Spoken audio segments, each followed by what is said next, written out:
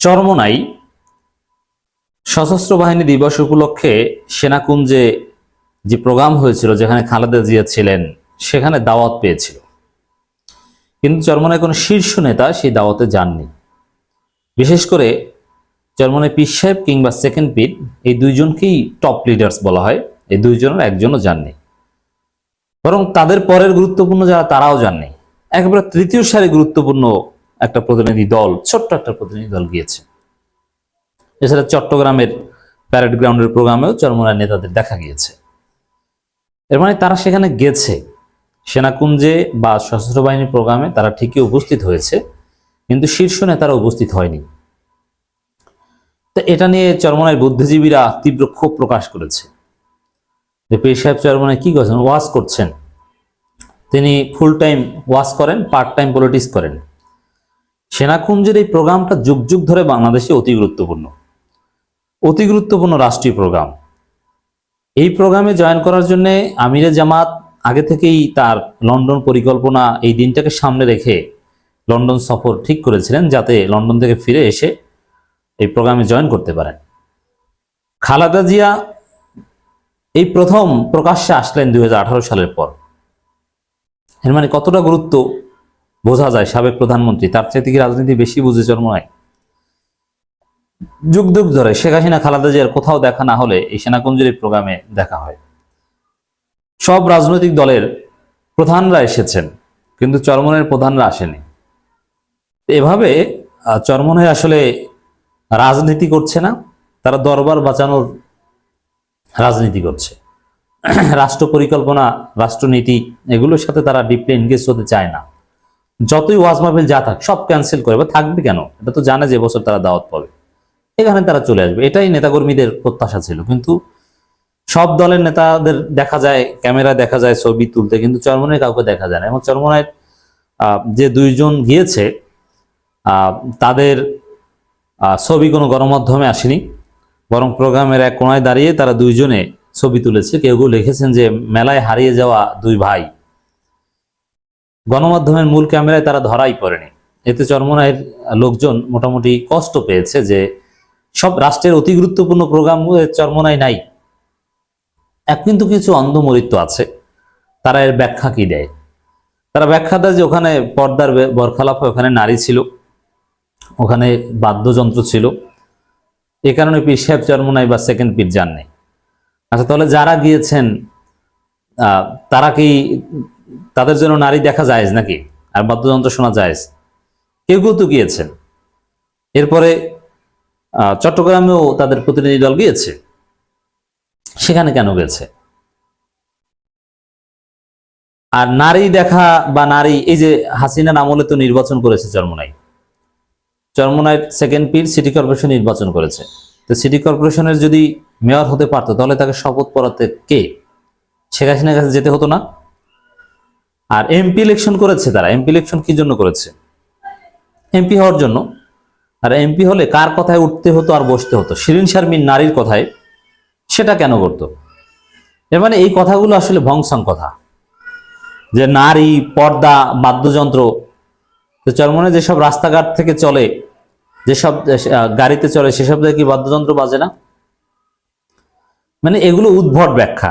আসল বাস্তব কথা হচ্ছে, ওয়াজ করা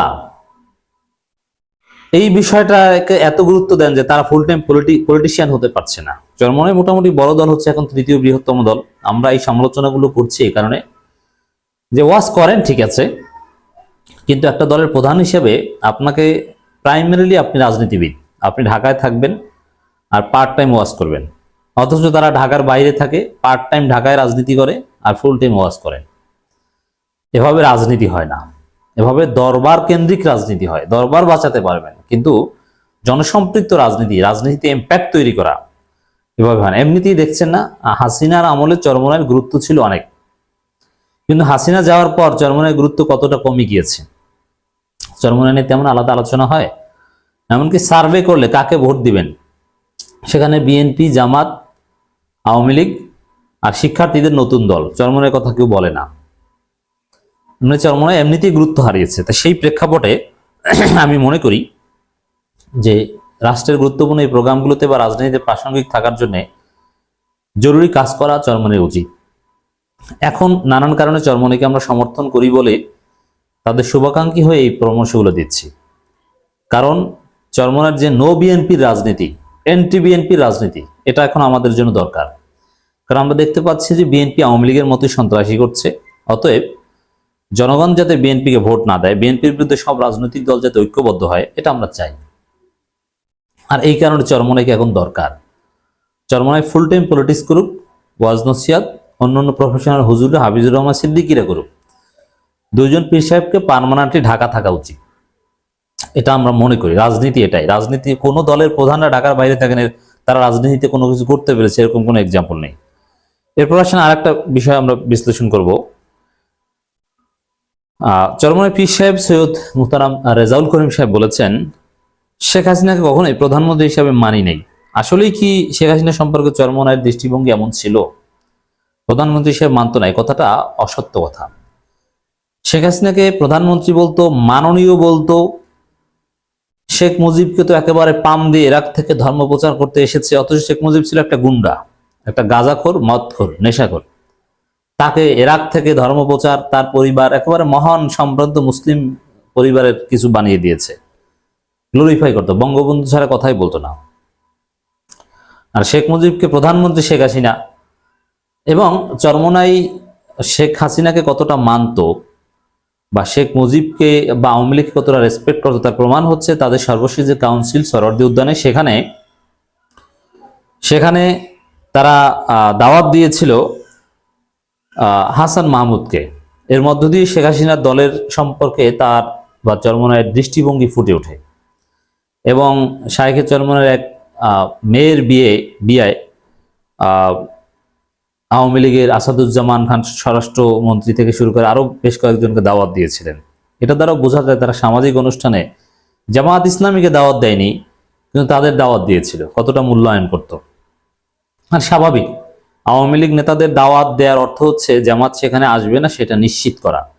কারণ জামাত তো আসবে, আওয়ামী লীগ আসবে, এটা আওয়ামী লীগের মন্ত্রীরা তখন কিছুতেই মানত না, যে না, জামাতের কাউকে আসতে দিব না, আপনারা আসেন। আওয়ামী লীগ সম্পর্কে, শেখ হাসিনা সম্পর্কে দৃষ্টিভঙ্গি ছিল এটা। চরমনাইকে এখন আমাদের দরকার, আমরা ঐক্যবদ্ধ হতে চাই বিএনপি ঠেকাতে।